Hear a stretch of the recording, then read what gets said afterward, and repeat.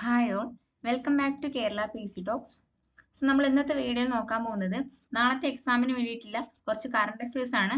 അത് തിരഞ്ഞെടുത്ത current affairs ആണ് കേട്ടോ. ചോദിക്കാൻ ചാൻസ് ഉള്ള കുറച്ച് ഇമ്പോർട്ടൻസ് ആയിട്ടുള്ള കറണ്ട് അഫയേഴ്സ് ആണ്. ഇതെല്ലാവരും നന്നായി പഠിച്ചിട്ട് നാളത്തെ എക്സാമിന് പോവുക കേട്ടോ. പിന്നെ അതുപോലെ തന്നെ കുറച്ച് ടോപ്പിക്കുകൾ ഏതൊക്കെ നോക്കണമെന്ന് വീഡിയോയുടെ ലാസ്റ്റ് ഞാൻ പറയുന്നതായിരിക്കും. അത് മസ്റ്റ് ആയിട്ട് ജസ്റ്റ് നിങ്ങൾ വായിച്ചിട്ട് പോവുക. പഠിക്കാൻ വേണ്ടി നിൽക്കരുത്. അതായത് ഇനിയൊരു പുതിയ ടോപ്പിക്ക് നിങ്ങളെടുത്ത് പഠിക്കാൻ നിൽക്കരുത്. അതിനനുസരിച്ച് നിങ്ങൾ എല്ലാം മനസ്സിലാക്കിയിട്ട് പഠിച്ച് മുന്നോട്ട് പോവുക. ഓക്കെ, അപ്പൊ നമുക്ക് വീഡിയോയിലോട്ട് പോവാം.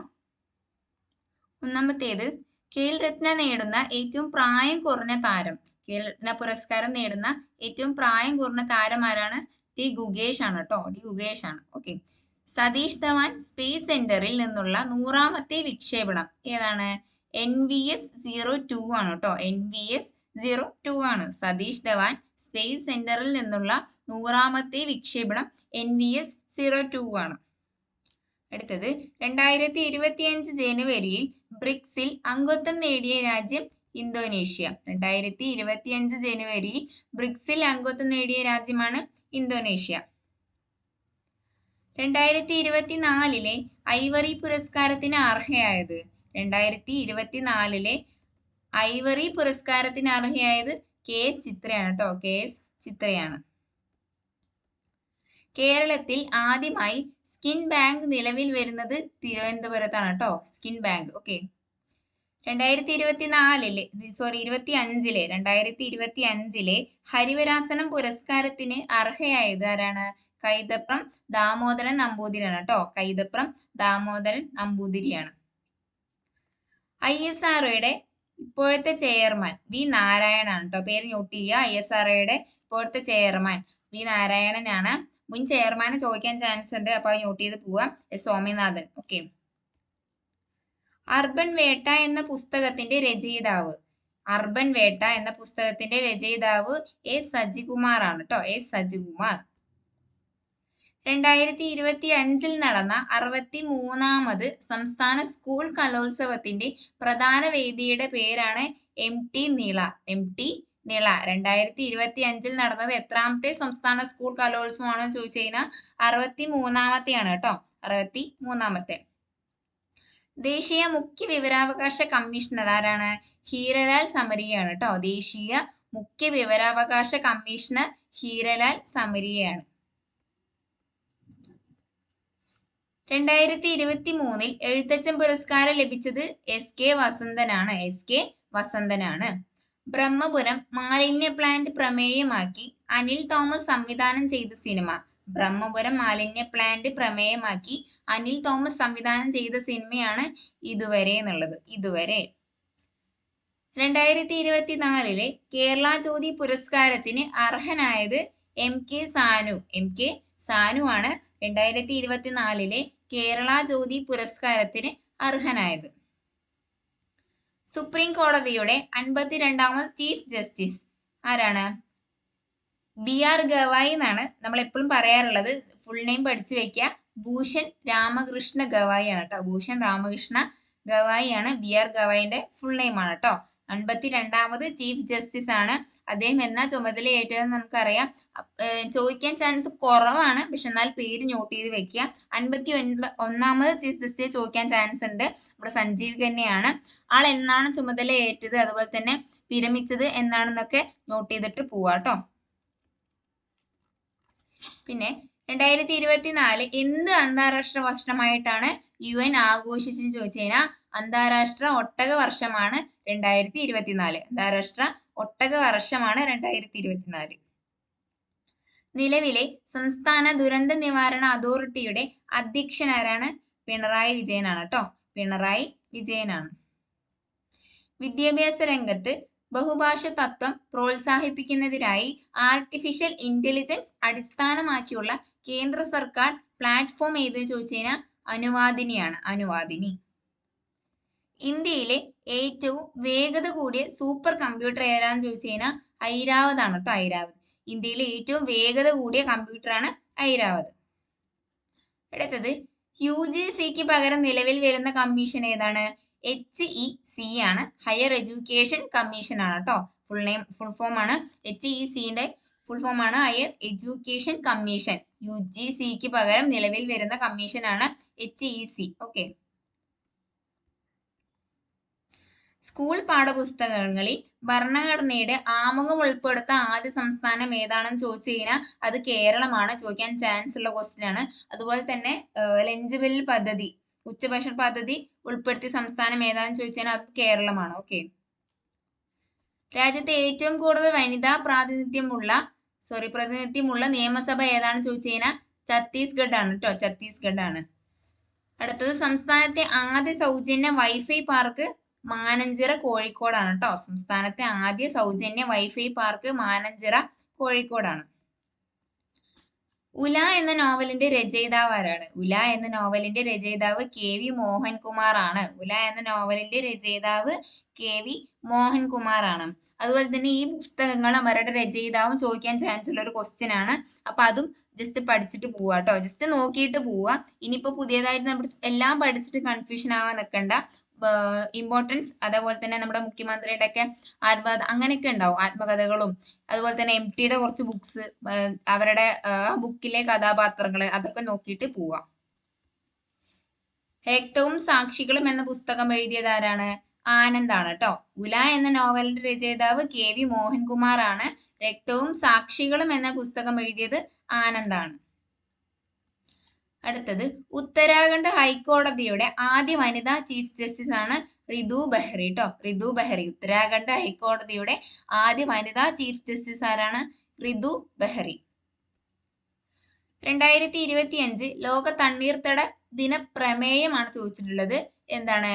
നമ്മുടെ ഭാവിക്കായി തണ്ണീർത്തടങ്ങളെ സംരക്ഷിക്കുക. നമ്മുടെ ഭാവിക്കായി തണ്ണീർത്തടങ്ങളെ സംരക്ഷിക്കുക. 2025 ലോക തണ്ണീർത്തട ദിന പ്രമേയമാണ് ഇപ്പൊ പറഞ്ഞിട്ടുള്ളത്. അതുപോലെ തന്നെ 2023 24 പഠിച്ചിട്ട് പോവുക. തണ്ണീർത്തട ദിനം എന്നാണെന്ന് പഠിച്ചിട്ട് പോവുക. ഓക്കെ. പ്രഥമ ഖേലോ ഇന്ത്യ പാരാ ഗെയിംസ് വേദിയാകുന്നത് ന്യൂഡൽഹിയാണ് കേട്ടോ. ന്യൂഡൽഹി. പ്രഥമ Khelo India para games വേദിയാകുന്നത് ന്യൂഡൽഹിയാണ്. 2024 48ാമത് Vayalar അവാർഡിന് അർഹനായത് അശോകൻ ചെരുവിലാണ്. ഏതാ കൃതി എന്ന് ചോദിച്ചു കഴിഞ്ഞാൽ കാട്ടൂർ കടവാണ് കേട്ടോ. തിരിച്ചും ചോദിക്കാം. കാട്ടൂർ കടവ് ആരുടെ കൃതിയാന്ന് ചോദിച്ചു കഴിഞ്ഞാൽ അത് അശോകൻ ചെരുവിലാണ്. അതുപോലെ തന്നെ 48ാമത്തെ വയലാർ അവാർഡ് വർഷം ചോദിക്കാണ്ട് ചിലപ്പോൾ 48ാമത്തെ വയലാർ അവാർഡിന് അർഹനായത് ആരാന്ന് ചോദിക്കാം. അശോകൻ ചെരുവിൽ. ഓക്കെ. അല്ലാന്നുണ്ടെങ്കിൽ 2024 അങ്ങനെ ചോദിക്കാൻ ചാൻസ് ഉണ്ട്. നമുക്ക് കൺഫ്യൂഷൻ ആവാൻ വേണ്ടി മാറ്റി മാറ്റി ചോദിക്കാം. ഓക്കെ. അപ്പൊ കാട്ടൂർ കടവ് എന്ന കൃതി ആരുടെയെന്ന് ചോദിച്ചു കഴിഞ്ഞാൽ അശോകൻ ചെരുവിലാണ്. 2024 സാഹിത്യത്തിനുള്ള നൊബേൽ സമ്മാനം നേടിയ ദക്ഷിണ കൊറിയൻ എഴുത്തുകാരി ആരാന്ന് ചോദിച്ചാൽ ഹാൻകാങ് ആണ് കേട്ടോ. ഹാൻകാങ് ആണ്. മലയാളത്തിന്റെ പ്രശസ്ത സാഹിത്യകാരനായ MT വാസുദേവൻ നായർ അന്തരിച്ചത് എന്നാന്ന് ചോദിച്ചു കഴിഞ്ഞാൽ 2024 ഡിസംബർ 25 ആണ്. ഇത് ഇമ്പോർട്ടന്റ് ആയിട്ടുള്ള ഡേറ്റ് ആണ്. അതുപോലെ തന്നെ നമ്മുടെ മൻമോഹൻ സിംഗ് മരിച്ച ഡേറ്റ് നോട്ട് ചെയ്യുക. MTന്റെ കുറച്ച് ബുക്സ്, ഇമ്പോർട്ടന്റ് ബുക്സ്, കുറെ അവാർഡുകൾ നേടിക്കൊടുത്ത ബുക്സ്, അതൊക്കെ പഠിച്ചിട്ട് പോവുക. അതിൽ കഥാപാത്രങ്ങൾ 1-2 പേരും നോട്ട് ചെയ്തിട്ട് പോവാ കേട്ടോ. അടുത്തിടെ അന്തരിച്ച ഉസ്താദ് സക്കീർ ഹുസൈൻ ഏത് മേഖലയിൽ പ്രശസ്തനായിരുന്നു എന്ന് ചോദിച്ചു കഴിഞ്ഞാൽ തബലയിലാണ് കേട്ടോ. പേര് നോട്ട് ചെയ്യുക. അടുത്തിടെ അന്തരിച്ച ഉസ്താദ് സക്കീർ ഹുസൈൻ ഏത് മേഖലയിലെ പ്രശസ്തനായിരുന്നു വെച്ചാൽ തബലയാണ്. ഓക്കെ. അതുപോലെ തന്നെ കുറെ ഇതേപോലെ അടുത്തിടെ റീസെന്റ് വിയോഗങ്ങള് പഠിച്ചിട്ട് പോവുക. ഇമ്പോർട്ടന്റ് ആയിരിക്കും. അതുപോലെ തന്നെ അവരുടെ ഡേറ്റും. ഓക്കെ. 2025 ഇന്ത്യൻ തിരഞ്ഞെടുപ്പ് കമ്മീഷന്റെ എത്രാമത്തെ വാർഷികമാണ് ആഘോഷിച്ചതെന്ന് ചോദിച്ചു കഴിഞ്ഞാൽ 75ാമത്തെ വാർഷികമാണ് കേട്ടോ. 2025 ഇന്ത്യൻ തിരഞ്ഞെടുപ്പ് കമ്മീഷന്റെ എത്രാമത്തെ വാർഷികമാണ്? 75ാമത്തെയാണ്. 37ാമത് ദേശീയ ഗെയിംസിന് ആതിഥേയത്വം വഹിച്ച സംസ്ഥാനം ഗോവ കേട്ടോ. 37ാമത് ദേശീയ ഗെയിംസിന് ആതിഥേയത്വം വഹിച്ച സംസ്ഥാനം ഗോവ. 38ാമത് ദേശീയ ഗെയിംസിന് ആതിഥേയത്വം വഹിക്കുന്ന സംസ്ഥാനം ഉത്തരാഖണ്ഡ് ആണ് കേട്ടോ. ഉത്തരാഖണ്ഡ്. ഈ 37ഉം 38ഉം നോട്ട് ചെയ്യാ കേട്ടോ. അത് അങ്ങോട്ടും ഇങ്ങോട്ടും മാറിപ്പോകാനുള്ള ചാൻസ് ഉണ്ട്. അടുത്തത് രാഷ്ട്രപതി ഭവനിലെ ദർബാർ ഹാളിന്റെ പുതിയ പേര് ഗണതന്ത്ര മണ്ഡപമാണ് കേട്ടോ. ഗണതന്ത്ര മണ്ഡപമാണ്. പിന്നെ അതുപോലെ തന്നെ രാഷ്ട്രപതി ഭവനിലെ അശോക് ഹാളിന്റെ പുതിയ പേര് അശോക് മണ്ഡപമാണ് കേട്ടോ. അശോക് മണ്ഡപം. ഇത് രണ്ടും പഠിച്ചിട്ട് പോവുക, മാറിപ്പോകരുത്. ChatGPTക്ക് നിരോധനം ഏർപ്പെടുത്തിയ ആദ്യ പാശ്ചാത്യ രാജ്യം ഏതാണ്? ഇറ്റലിയാണ് കേട്ടോ. ChatGPTക്ക് നിരോധനം ഏർപ്പെടുത്തിയ ആദ്യ പാശ്ചാത്യ രാജ്യം ഇറ്റലിയാണ്. സമീപകാലത്ത് ഇന്ത്യൻ കരസേന വിജയ് ദുർഗ് എന്ന പേര് മാറ്റിയ ഫോർട്ട് വില്യം എവിടെയാണ് ചോദിച്ചാൽ അത് കൊൽക്കത്തയാണ് കേട്ടോ. ചിലപ്പോ തിരിച്ചു ചോദിക്കാം. ഈ വിജയ് ദുർഗ് എന്ന പേര് നിങ്ങൾ നോട്ട് ചെയ്യാം. അത് എവിടെയും ചോദിച്ചാൽ കൊൽക്കത്തയാണ്. പ്രഥമ കുഞ്ചൻ നമ്പ്യാർ സാഹിത്യ പുരസ്കാരം ലഭിച്ചത് എം മുകുന്ദനാണ്. പ്രഥമ കുഞ്ചൻ നമ്പ്യാർ സാഹിത്യ പുരസ്കാരം ലഭിച്ചത് എം മുകുന്ദനാണ്. അടുത്തത് കേരളത്തിന്റെ 50ാമത് ചീഫ് സെക്രട്ടറിയായി ചുമതലയേറ്റത് ഡോക്ടർ എ ജയതിലകാണ് കേട്ടോ. ഡോക്ടർ എ ജയതിലകാണ്. ഓക്കെ. 2024 അർജുന അവാർഡ് നേടിയ മലയാളി നീന്തൽ താരമാരാണ്? സാജൻ പ്രകാശ് ആണ് കേട്ടോ. അർജുന അവാർഡ് നേടിയ മലയാളി നീന്തൽ താരം 2024 സാജൻ പ്രകാശനാണ്.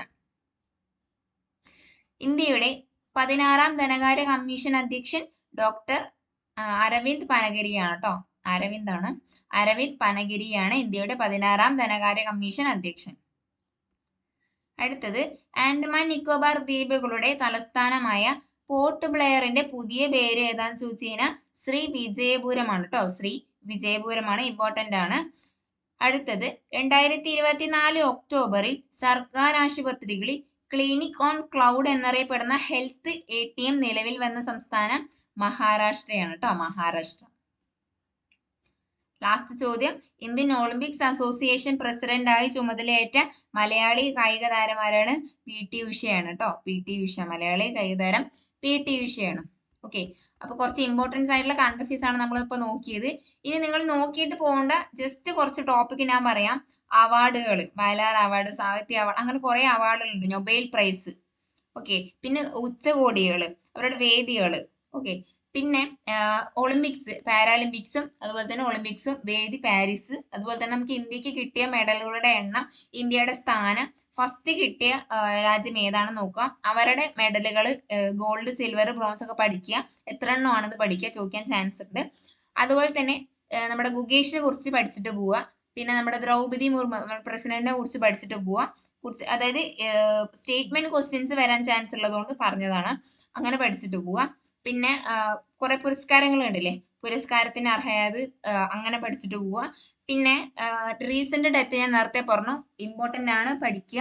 അവരുടെ കുറച്ച് അതായത് അവരെവിടെയാണ്, എന്തൊക്കെയാണ് ചെയ്തിട്ടുള്ളത്, അവരുടെ കാര്യങ്ങൾ കുറച്ച്. ഇപ്പൊ എക്സാമ്പിൾ MTN എടുക്കാം. അവരുടെ കുറെ ബുക്കുകൾ എന്തായാലും ചോദിക്കാൻ ചാൻസ് ഉണ്ട്. വരുന്ന എക്സാംസിനൊക്കെ ഷുവർ ഒരു ക്വസ്റ്റ്യൻ ആണ് കറണ്ട് അഫയേഴ്സിൽ MTനെ കുറിച്ചിട്ടുള്ളത്. അപ്പോൾ അത് പഠിക്കാം. നേരത്തെ പറഞ്ഞ പോലെ ഒളിമ്പിക്സ് മസ്റ്റ് ആയിട്ട് പഠിക്കുക. പിന്നെ അതുപോലെ തന്നെ നീരജ് ചോപ്ര നമ്മുടെ ഒളിമ്പിക്സിൽ എറിഞ്ഞ ദൂരം പഠിക്കുക. അതുപോലെ തന്നെ ഇപ്പൊ 90 മീറ്റർ ദൂരം കടന്നിട്ടുണ്ട്, ചോദിക്കാൻ ചാൻസ് കുറവാണ് ഇപ്പൊ റീസെന്റ് ആയിട്ടുള്ളതായതുകൊണ്ട്. എന്നാലും അത് പഠിച്ചു വെക്കുക. എറിഞ്ഞ ദൂരം, അതുപോലെ തന്നെ പാകിസ്ഥാൻകാരൻ അർഷാ നദീം എറിഞ്ഞ ദൂരം പഠിക്കുക. അങ്ങനെയൊക്കെ കുറച്ച് കാര്യങ്ങൾ നമുക്ക് എളുപ്പം പഠിക്കാൻ പറ്റുന്നതൊക്കെ ജസ്റ്റ് നാളേക്ക് വേണ്ടിയിട്ട് നോട്ട് ചെയ്തിട്ട് പോവാ കേട്ടോ. അവാർഡുകൾ, നാഷണൽ അവാർഡ്, അതായത് ഫിലിം അവാർഡ്സ് ഒക്കെ പഠിക്കുക. ഓക്കെ. അപ്പോൾ ഇതൊക്കെയാണ് ഇമ്പോർട്ടൻസ്. അപ്പോൾ നാളെ എക്സാം എഴുതുന്നവരൊക്കെ നന്നായി ഇരുന്ന് പഠിക്കുക. അപ്പോൾ എല്ലാവർക്കും all the best. Thank you.